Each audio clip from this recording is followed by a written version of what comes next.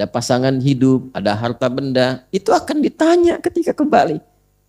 Nah, karena itu rasakan ketika menerima titipan itu, bagaimana kalau saya pulang, bagaimana kalau saya wafat, mengembalikan dan ditanya, mempertanggungjawabkan setiap titipan itu.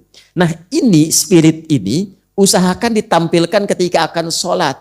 Kata Al-Quran, kalau hendak engkau sholat, rasakan mungkin sholat itu menjadi sholat terakhir dalam kehidupan kita. Dan boleh jadi saat sujud itu kita berpulang.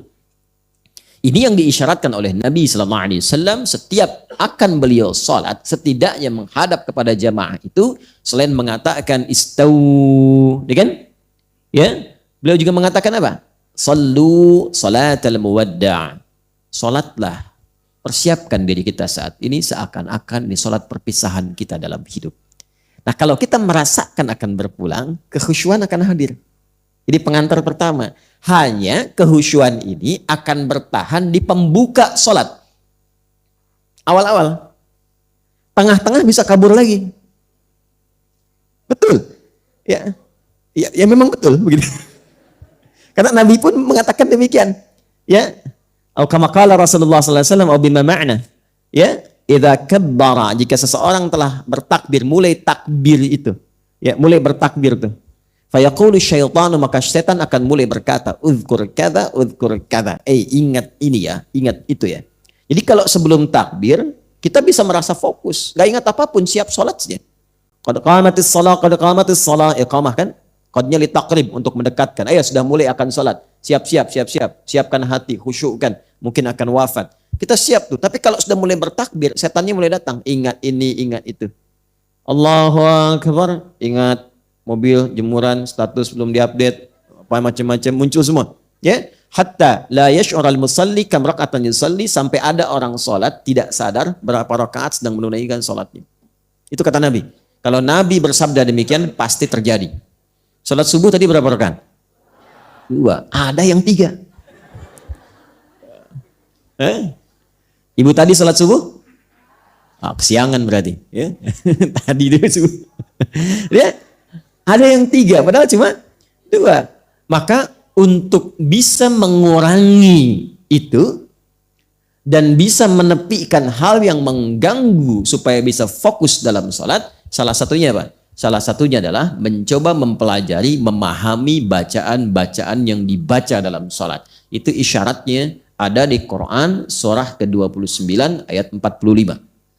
Utlu ma uhiya ilaika minal kitab wa aqimis shalah.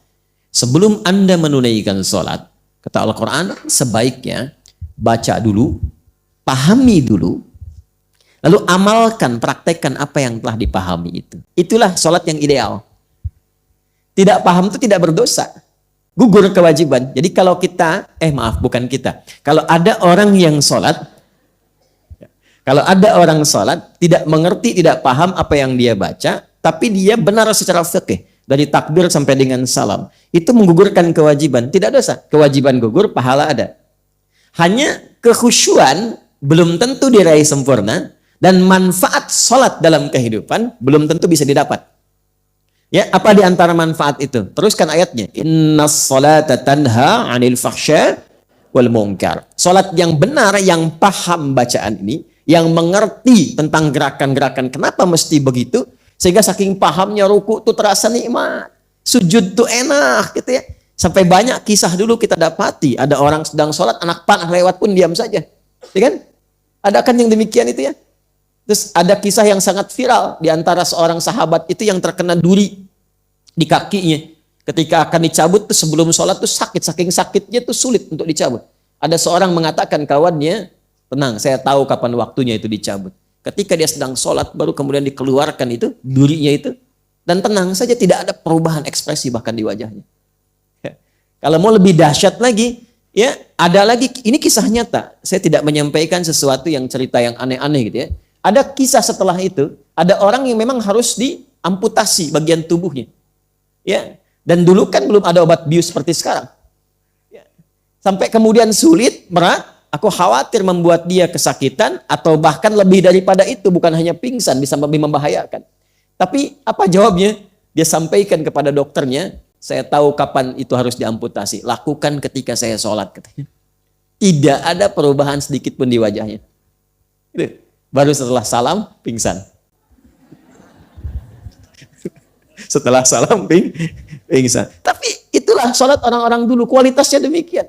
Jadi ia mengerti apa yang ia bacakan. Bahkan baru takbir pun sudah ada getaran pada jiwanya. Itu sudah takut. Saya kan dulu pernah ajarkan di sini kan.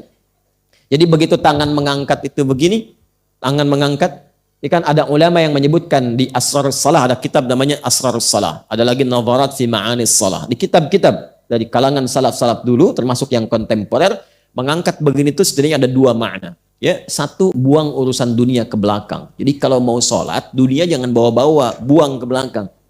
Jangan dibawa. Yang membuat seseorang tidak khusyuk itu ketika sholat, dunia masih dibawa. Itu poinnya. Yang kedua, kepasrahan kepada Allah. Pasrah. Ini yang dimaksud tadi, wa inna ilaihi rajiun. Begitu lisan mengucapkan Allahu Akbar, dunia kecil semua, hanya Allah sekarang yang agung. Ya, tapi itu secara hikmah, kalau paham makna, itu dalam ke hatinya. Ya Allah, aku berikrar Engkau yang paling agung, paling besar, paling hebat. Tapi bahkan sebelum sholat pun, kadang aku membawa kebesaran dalam kehidupan. Merasa lebih hebat dibanding orang lain. Ilmu yang paling tinggi, harta yang paling banyak, kedudukan yang paling berpangkat. Itu hal demikian. Dan pada saat yang sama merasakan bagaimana aku kalau diwafatkan dalam keadaan sombong dan agung itu. Muncullah kepasrahan. Disitulah kemudian dia berkata, Allahumma ba'id baini wa baina khataya. Ya kecilnya pengakuan. Itu kalau paham itu begitu. Ya Allah, aku akui, aku tuh banyak dosanya. Ya. Namun aku menyadari, Engkau pemaaf yang tiada batas bagi rahmat-Mu. Maka aku mohon ya Allah, pisahkan aku dan jauhkan dari kesalahan yang aku perbuat, seperti Engkau jauhkan timur dan barat yang tidak pernah menyatu. Jangan buka itu lagi di hari kiamat, aku taubat sekarang. Kalau di hari kiamat dikatakan, فَمَنْ يَعْمَلْ مِثْقَالَ ذَرَّةٍ خَيْرًا يَرَهُ وَمَنْ يَعْمَلْ مِثْقَالَ ذَرَّةٍ syarran yarah. Yang kecil sekecil apapun dibuka, baik ataupun buruk. Allahumma naqqini minal khataya kama yunaqqa thawbul abyadu minan danas. Allahumma ghsilhu bil ma'i wal thalji wal barad. Kalau perlu ya Allah, bersihkan dengan apapun yang mampu menghilangkannya, sekaligus sekalipun aku mesti merasakan dengan sesuatu yang dingin ataupun sesuatu yang berkonsekuensi lebih daripada itu. Yang penting aku taubat. Itu baru takdir, apalagi itu dibawa dalam sujud. Nikmat. Saking nikmatnya kadang-kadang tak sadar tiba ajal dan dia wafat dalam keadaan sujudnya. Nah, itulah yang dimaksud kehusyuan ketika itu dipahami dengan baik.